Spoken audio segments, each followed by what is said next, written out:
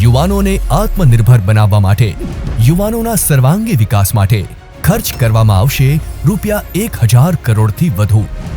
માનનીય વડાપ્રધાન શ્રી નરેન્દ્રભાઈ મોદીના સંકલ્પને સિદ્ધ કરવા અને માનનીય મુખ્યમંત્રી શ્રી ભૂપેન્દ્રભાઈ પટેલની વિઝનરી લીડરશિપમાં ગુજરાત પૂરી પાડશે યુવા શક્તિને પ્રગતિની નવી તકો। યુવાનોને ઉદ્યોગોની માંગ અનુરૂપ ટેકનોલોજી અને અદ્યતન સાધનોથી તાલીમ આપવા માટે ₹450 કરોડના ખર્ચે અપગ્રેડ કરવામાં આવશે ITI। યુવાનોને સ્વાવલંબી બનાવવા માટે 78,000 જેટલા વિદ્યાર્થીઓને ₹410 કરોડના ખર્ચે આપવામાં આવશે સહાય। રમતગમતથી યુવાનોના ભવિષ્ય ઘડતરની નવી કેડી કંડારવા વિવિધ જિલ્લાઓમાં બનશે સ્પોર્ટ્સ કોમ્પ્લેક્સ। યુવા વિકાસથી રાજ્યના વિકાસ માટે આ છે વિઝન વિકસિત ગુજરાતનું, મિશન જનકલ્યાણનું।